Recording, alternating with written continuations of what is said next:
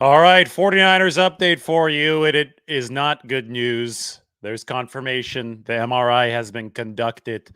Talanoa Hufanga has indeed torn his ACL. The 49ers' third-year safety season is over. The good news, the salvaging news in this case, is that the 49ers do expect Hufanga back by week one of, we'll put it 2024. Little typo there from me. 2024 is next season for Talanoa Hufanga. They did not find any extra damage in the knee. It's a clean ACL tear, which means there's no MCL tear. There's no meniscus damage. And that means that generally you have a cleaner target for return, and that is the case with Talanoa Hufanga right now. It is November 20th. If you give it a full 9 months from now, that's not even the start of the 2024 season, and that would be on the upper end of a modern ACL recovery. So one more year under contract for Talanoa Hufanga. The good news here is he's only 23 years old. So in general, the younger you are when stuff like this happens, the better, because obviously a younger body is more adept to recovering quickly than an older body. And Talanoa Hufanga is only 23 years old. The bad news here is, and it's frustrating news, and this is what makes this sport so brutal for players, is that Hufanga is going to be entering year 4 in 2024, which means after year 3, you're eligible for a new contract. And he was an all-pro last season. And Kyle Shanahan said, his play was really ticking up this season. He went through a little bit of a lull along with the rest of the 49ers defense during their 3-game losing streak. But Hufanga, he already had 3 interceptions this year. He had 4 as an all-pro last season. Hufanga was going to be potentially the recipient of a new contract this offseason. The 49ers could have chosen to pay him early. And typically, if you've got all-pro credentials under your belt, you are a candidate to be paid early. Deebo Samuel got paid a season early. Instead, though, that's now very, very unlikely, since I wouldn't expect the 49ers to pay somebody rehabbing from an ACL tear. So Hufanga is going to have to come back in 2024, and it's going to have to be a prove-it year for him. So delays things a year. And that's what's so crappy about this situation is, you like to see people compensated for the good work that they do. And then in the brutal reality of the NFL, an injury can throw that all off. And now Talanoa Hufanga has to fight through, take the hard road back. That being said, the fact that he's only 23 years old, already in his third year in the league, about 10 or year 4, to me, that's a remarkable number. And on top of that, more good news for him is I don't think that he's an athleticism-based player, right? I think Talanoa Hufanga is all about the instincts, all about feeling where to go on the field. Obviously, athleticism is a key part of it, but he's not the guy that's running a 4.3 out of the safety position. He ran a 4.6 coming out of USC, but he gets his speed on the field from his instincts, from his ability to take that first step quicker than anybody else. And that's not going to go away. His instincts are still going to be there.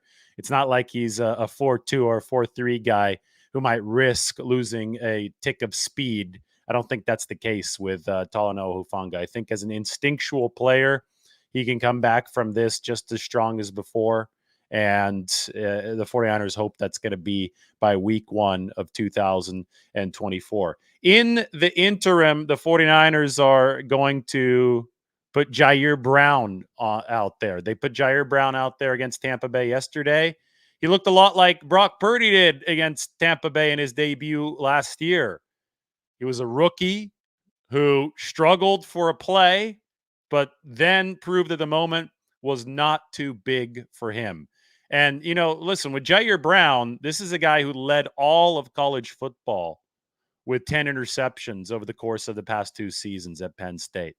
He carries himself like a president or like a CEO. I mean, the guy doesn't carry himself like a rookie. I mean, the entire gist of my article yesterday up on The Athletic was about how Brock Purdy was lauding Ji'Ayir Brown for how he carried himself in the locker room, and how Ji'Ayir Brown was talking about the example that Brock Purdy set filling in as a rookie last year. a lot of this is a solid indication of the 49ers program health. They have players waiting to fill in. It's really that next man up mentality, but they're not losing a whole lot in terms of talent when you move from Talanoa Hufanga to Ji'Ayir Brown. Hufanga obviously has more experience, all pro player. That's great, but the 49ers also have depth and they also have a great personality in Ji'Ayir Brown, who obviously has a ton of talent to have led the nation college football wise in interceptions for 2 straight seasons. So if you want to take a look at that article about Ji'Ayir Brown, I'm going to go ahead and toss it into the description of this piece. This is him after the interception yesterday that essentially sealed the game for the 49ers. And they also, the trust that the 49ers showed in Ji'Ayir Brown to me was remarkable. There was the 4th down play where Charvarius Ward got hurt. That meant that Isaiah Oliver had to come into the game, and they had Ji'Ayir Brown cover Mike Evans, a Pro Bowl receiver. Fresh out of bed in the NFL, covering Mike Evans, 6'5" Mike Evans, who was heating up. Are you kidding me? So that to me right there shows what they think of Ji'Ayir Brown. It shows some program health for the 49ers. They can have a guy they trust that much, even if he's a rookie, to just kind of step in there and be available to make plays right away. That's a true next man up kind of culture, and you don't see that across the NFL all too often because it's hard to cultivate a roster that is that deep and that effective. Normally losing an all pro is an absolute gut punch. The 49ers are obviously devastated for Talanoa Hufanga. This is obviously bad news for the 49ers. I just went through all of that, but the 49ers also believe that they're well positioned to absorb this blow thanks to the fact they used the 3rd round draft pick on Ji'Ayir Brown. Kyle Shanahan just had his conference call. He noted that Brock Purdy's arm strength is greater than what the 49ers thought it was when they drafted him. But Shanahan also said that they figured out really quickly, the first day of rookie minicamp, that Brock Purdy's arm strength was greater. So that just pokes a huge hole into the thought process of so many of Purdy's naysayers who think that just because a draft evaluator said something about Brock Purdy, that must be true now. Newsflash, draft evaluators get things wrong. And it seems like they got it really wrong. Even the 49ers draft evaluators got it wrong with Brock Purdy because he showed up at their facility. And on the first day of rookie minicamp, they were like, oh my God, his arm is stronger than when we scouted him. So there you go. Sometimes it just takes the guy entering the NFL for the league to figure out exactly who he is. And Brock Purdy, well, right now he's the top quarterback in the entire National Football League. Charvarius Ward got the wind knocked out of him yesterday. That is confirmed by Kyle Shanahan. That was when he collided with Deshaun Gibson on the key 3rd down play, which led to Isaiah Oliver having to come into the game. And that led to Ji'Ayir Brown making the big play on Mike Evans. So the 49ers clean on the injury front with Charvarius Ward. I have a couple notes that I wanted to share with you statistically from the game yesterday. So we will take a look at those right now. Here you go. Brandon Ayuk has 831 receiving yards through just 9 games. Look at his season pace for Brandon Ayuk. 2020 had 748 yards. 2021, 826 yards. Last season, 22, 1,015 yards. He's now on pace for 1,570 yards this season. Little story from the 49ers locker room yesterday. As I was just walking around, I saw the huddle around Brandon Ayuk and the media huddle. They're asking random questions. George Odom, special teams ace, walks by and says, that's a $20 million per year type of guy right there.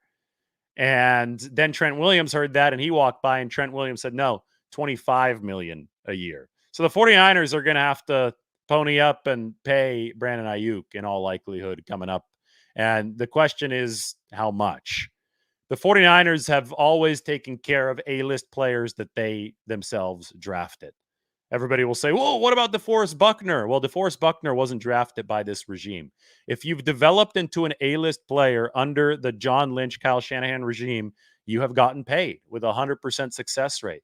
So I do expect the 49ers to try to bring Brandon Ayuk back, even if he continues producing at such a prolific rate. 1,570 receiving yards on this football team with these weapons. That's really, really damn impressive.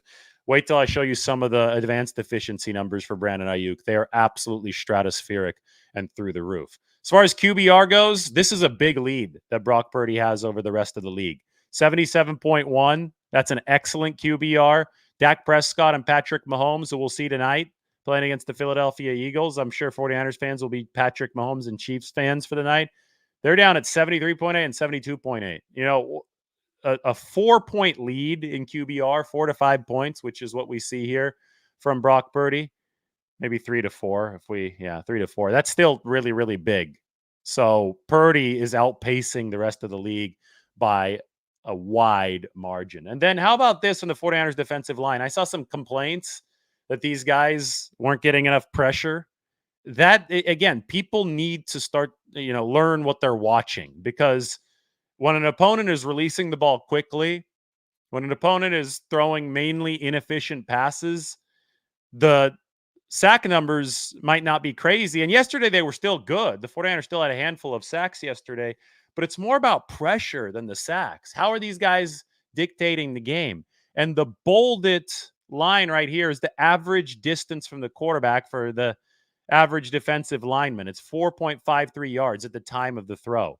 Every single one of the 49ers pass rushers was closer than the league average, on average, to the QB, Baker Mayfield, yesterday. And all of them were actually under 4 yards away on average. I've never seen anything like that. So my description for the 49ers defensive line is it's like a boa constrictor on the pocket, or maybe we can say Bosa constrictor.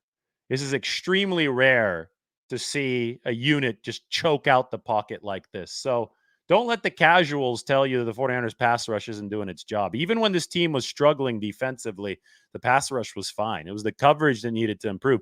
The coverage has improved. The 49ers are playing a lot better defense. In fact, the 49ers now lead the league in points per game allowed by their defense. But they're going to have to make up for the loss of Talanoa Hufanga, and that's going to be Ji'Ayir Brown's job. If you want a deeper dive on Ji'Ayir Brown, let me know, and I'll give that to you a little bit later today. Just pop it into the comment section.